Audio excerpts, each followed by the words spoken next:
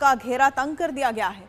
FIA cyber crime circle Rawalpindi ने 9 मुल्जमान को गिरफ्तार कर लिया। सैदपुर रोड पर वाक़े प्लाजा में मौजूद कंपनी के मुख्तलिफ दफातर को सील कर दिया गया।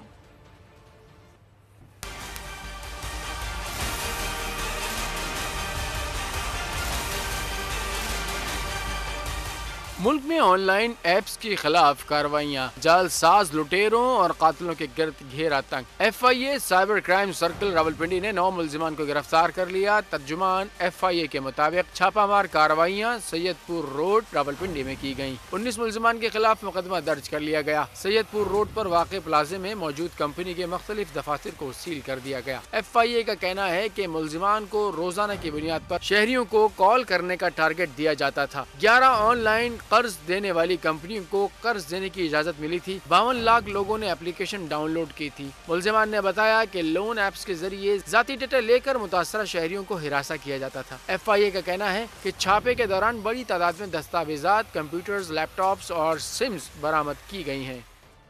बिजली के बाद गैस की कीमतों में भी इजाफे की तैयारी। ज़राए वज़ारत तवानाई के मुताबिक गैस